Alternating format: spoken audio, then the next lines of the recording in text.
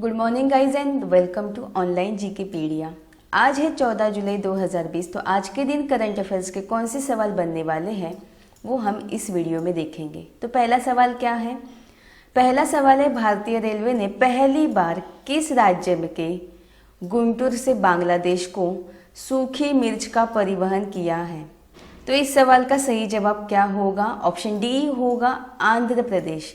जो आंध्र प्रदेश राज्य का गुंटूर जिला है, यहाँ से बांग्लादेश को सूखी मिर्च का परिवहन सबसे पहली बार भारतीय रेलवे ने किया है। ठीक है, तो अब ये परिवहन क्यों किया गया है? तो लॉकडाउन में सड़क मार्ग बंद होने के कारण जो मिर्च व्यापारी थे वो बहुत ही ज़्यादा दिक्कत में आ रहे थे, बहुत ही ज़्यादा मुश्किल में आ रहे थे। तो रेलवे ने पहली बार देश की सीमा के बाहर स्पेशल पार्सल ट्रेन से सामान जो है वो एक्सपोर्ट किया है। ठीक है, रेलवे ने आंध्र प्रदेश के गुंटूर से, आंध्र प्रदेश का जो गुंटूर जिला है वहाँ से बांग्लादेश के बेनापोल तक, ठीक है, बांग्लादेश के बेनापोल तक सूखी मिर्च से लदी एक स्पेशल ट्रेन क्या की है, भेजी है। तो मिर्च उत्पादन में आंध्र प्रदेश का जो गुंटूर जिला है वो बहुत ही ज़्यादा फेमस है। ठीक है, तो गुंटूर और इसके आसपास के इलाके उम्दा किस्म की मिर्च के लिए क्या है, बहुत ही ज़्यादा फेमस है। और इसीलिए आंध्र प्रदेश के गुंटूर जिले से भारतीय रेलवे ने पहली बार बांग्लादेश के बेनापोल तक एक स्पेशल ट्रेन भेजी है। ठीक है, तो अब यहाँ पे आंध्र प्रदेश की बात आई है तो कुछ समय पहले भारत का पहला ऑनलाइन कचरा प्रबंध मंच जो है वो किसने लॉन्च किया है? तो एपी ने ही लॉन्च किया है। ठीक है, तो ये रहा मैप। हम चलते हैं आंध्र प्रदेश की ओर। ठीक है, ये रहा आंध्र प्रदेश। तो इसकी सीमा किससे किससे कनेक्टेड है? पहला तो है उड़ीसा, उसके बाद है छत्तीसगढ़, उसके बाद है तेलंगाना, फिर है कर्नाटक और फिर है तमिलनाडु। तो इन सभी राज्यों से आंध्र प्रदेश की सीमा जो है वो क्या है, कनेक्टेड है। यहाँ की राजधानी क्या है? अमरावती है। मुख्यमंत्री है जगन मोहन रेड्डी और राज्यपाल कौन है? विश्वभूषण हरिश्चंद्र। अगला सवाल है, हाल ही में किसने CII-ITC सस्टेनेबिलिटी अवार्ड 2019 जीता? तो सही जवाब क्या होगा? ऑप्शन बी होगा NTPC, जो national thermal power corporation limited है।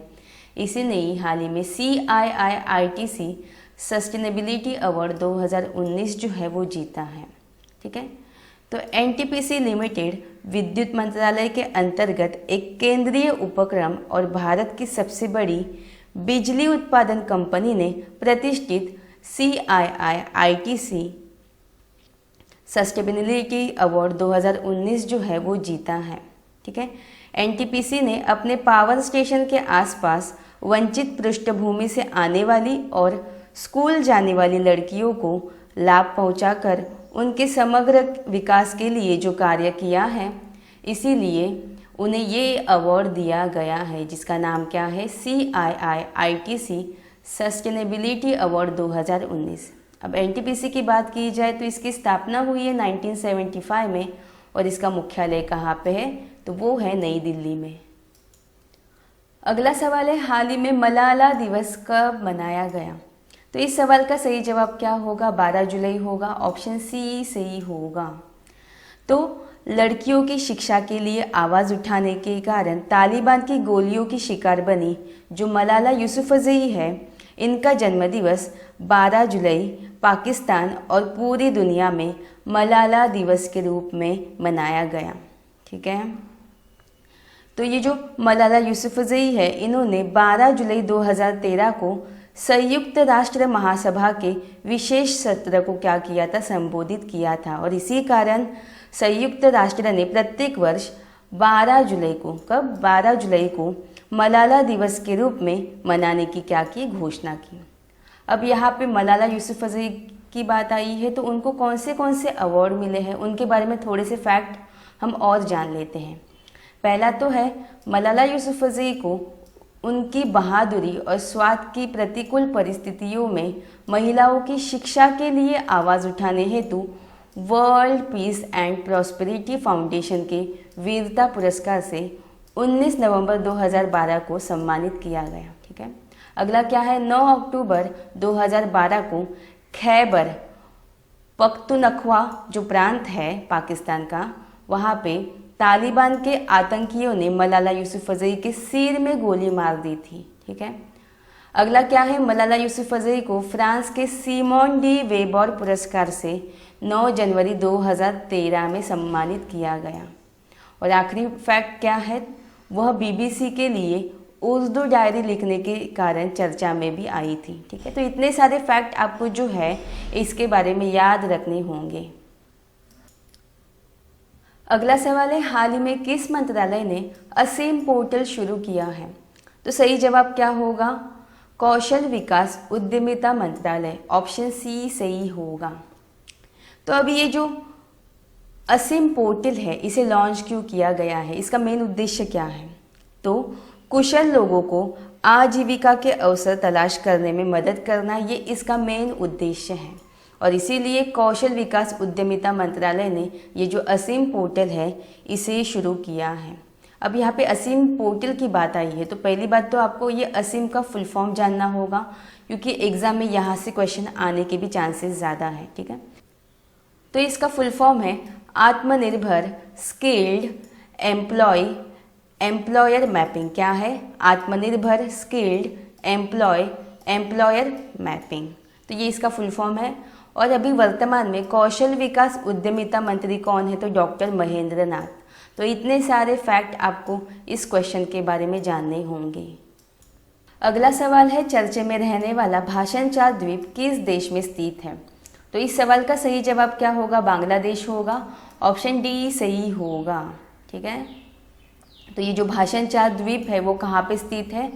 बांग्लादेश में स्थित है। अब ये भाषणचार द्वीप जो है वो चर्चे में क्यों रहा, ये आपको जानना होगा। तो बांग्लादेश ने रोहिंग्या शरणार्थियों को बसाने के लिए बंगाल की खाड़ी में ये जो भाषणचार द्वीप है इसको पूरी तरह विकसित करने का दावा किया है।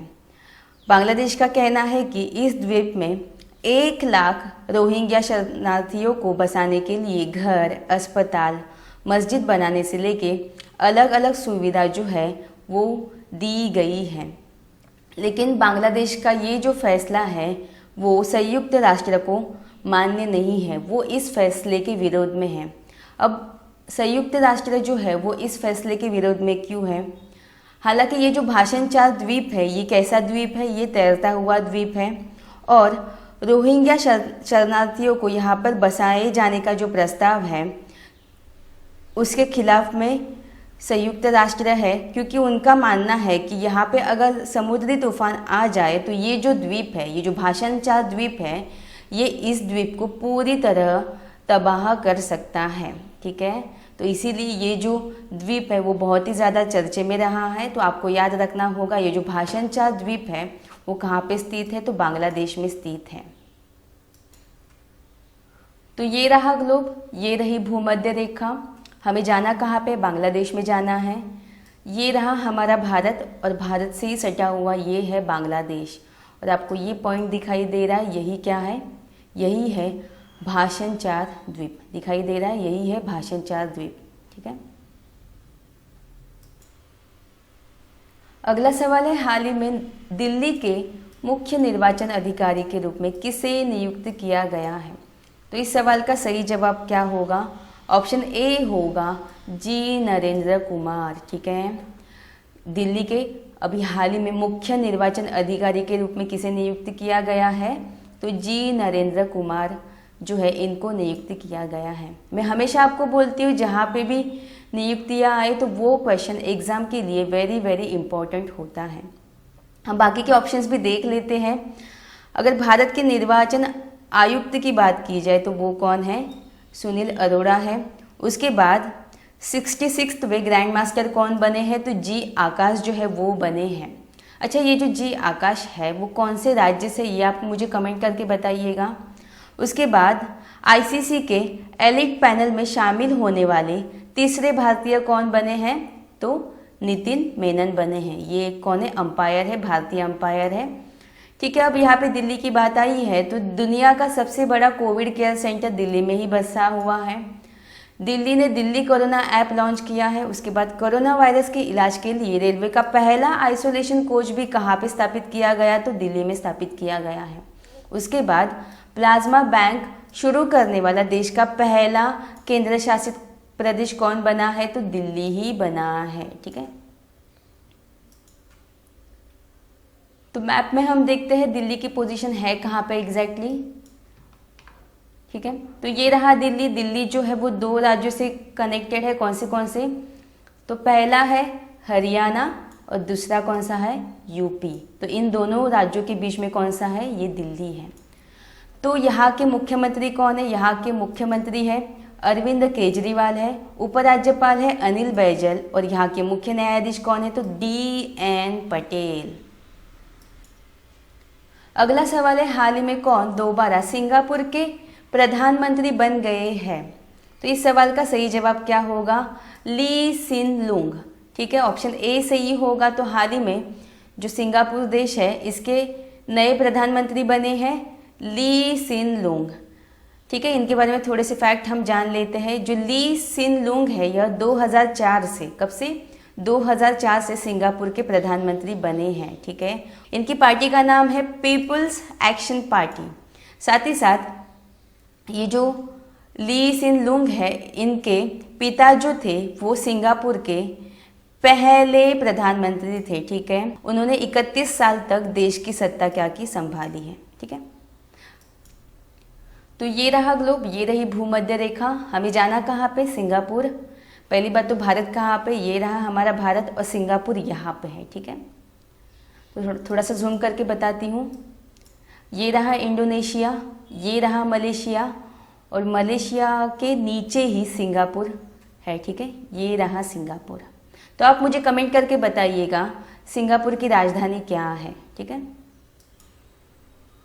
अगला सवाल है हाल ही में किस देश की स्मार्ट गर्ल चैटलाइन नाम की व्हाट्सएप चैटलाइन ने वर्ल्ड बैंक ग्रुप और SVRI से डेवलपमेंट मार्केटप्लेस अवार्ड जीता है। तो इस सवाल का सही जवाब क्या होगा, ऑप्शन ए होगा कंबोडिया। ठीक है, तो कंबोडिया देश की एक व्हाट्सएप चैटलाइन है जिसका नाम क्या है, स्मार्ट गर्ल चैटलाइन। तो इसने ही वर्ल्ड बैंक ग्रुप और SVRI से डेवलपमेंट मार्केटप्लेस अवार्ड जो है उसे जीता है। अब इम्पोर्टेंट फैक्ट क्या है, तो इस व्हाट्सएप चैटलाइन को वर्ल्ड बैंक ग्रुप और SVIR की तरफ से $1 लाख की नगद पुरस्कार जो है, नगद राशि जो है वो प्रदान की जाएगी। ठीक है, उसके बाद स्मार्ट गर्ल चैटलाइन नाम की एक व्हाट्सएप चैटलाइन को कंबोडियन NGO जिसका नाम है KHANA खाना centre for population health research की एक रिसर्च टीम ने लागू किया था। तो इस स्मार्ट गर्ल चैटलाइन ने कंबोडिया में महिला मनोरंजन कार्यकर्ताओं को लिंग आधारित हिंसा के खिलाफ 24 घंटे प्रतिक्रिया और समर्थन की पेश की। ठीक है, अगला सवाल है हाल ही में छत्तीसगढ़ के किस जिले में भारत की पहली राज्य स्तरीय ई लोक अदालत की शुरुआत की गई है, तो सही जवाब क्या होगा, बिलासपुर। ऑप्शन सी सही होगा। ठीक है, छत्तीसगढ़ का एक जिला है बिलासपुर, तो यहीं पे भारत की पहली राज्य स्तरीय ई लोक अदालत जो है इसकी शुरुआत की गई है। तो भारत की पहली राज्य स्तरीय ई लोक अदालत का उद्घाटन छत्तीसगढ़ उच्च न्यायालय के मुख्य न्यायाधीश न्यायमूर्ति PR रामचंद्र मेनन जो है इन्होंने किया है।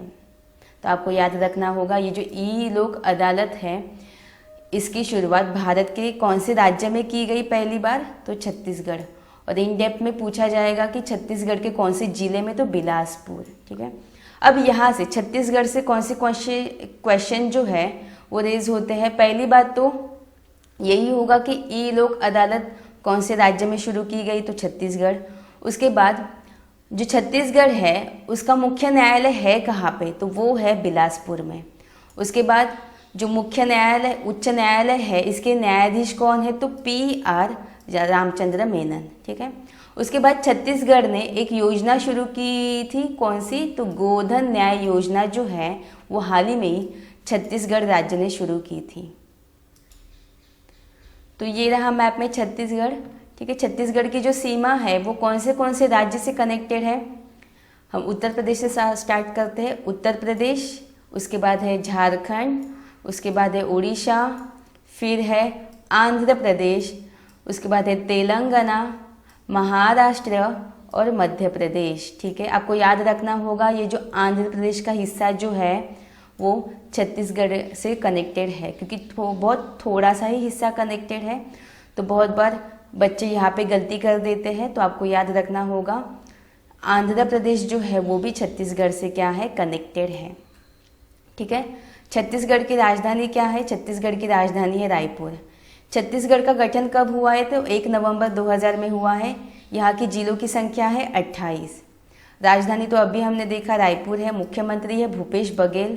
राज्यपाल कौन है? अनुसुईया उइके हैं। मुख्य न्यायाधीश कौन है? PR रामचंद्र मेनन है, वो भी हमने अभी देखा।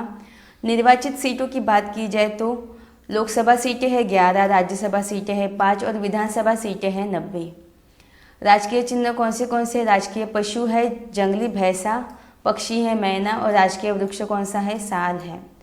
राष्ट्रीय उद्यान कौन सा है? तो गुरु घासीदास राष्ट्रीय उद्यान।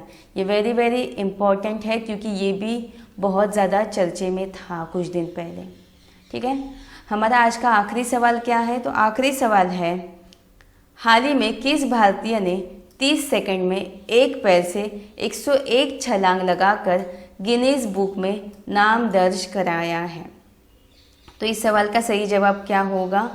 सही जवाब होगा ऑप्शन बी, सोहम मुखर्जी। तो हाल ही में ये जो सोहम मुखर्जी है, जो कि भारतीय मूल के हैं, इन्होंने 30 सेकंड में एक पैर से 101 छलांग लगाकर गिनीज बुक में अपना नाम दर्ज कराया है। ठीक है, ये भारतीय मूल के हैं और यह अभी कहाँ पे रहते हैं? तो दुबई में रहते हैं।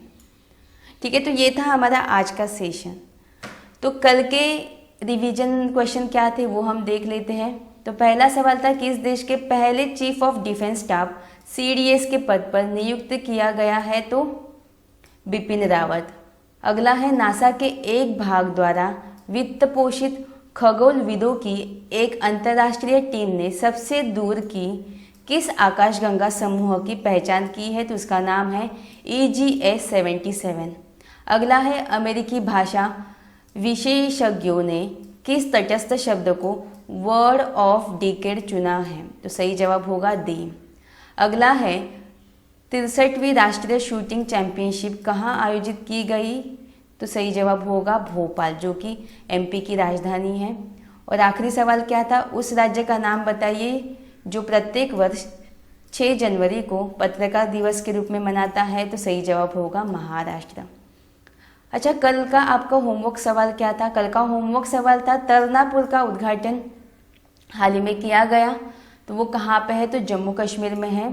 ठीक है, एक्चुअली 6 पुलों का उद्घाटन किया गया था, उसमें से एक पुल कौन सा है? तो तरना पुल है, जो कि जम्मू कश्मीर में है। आपका आज का सवाल क्या है? तो टुडेज क्वेश्चन फॉर यू का आज का सवाल है, RBI के आंकड़ों के अनुसार बाजार उधारी के मामले में कौन सा राज्य शीर्ष पर है? कल ही हमने इसके बारे में डिस्कस किया था, तो इस सवाल का जवाब आपको कमेंट करके बताना है। तो ये था हमारा आज का सेशन। आई होप आपको आज का सेशन पसंद आया होगा। अगर आपको आज का सेशन पसंद आया हो तो प्लीज़ इसे लाइक एंड शेयर कीजिएगा, साथ ही साथ सब्सक्राइब करके बेल बटन प्रेस कीजिएगा। धन्यवाद।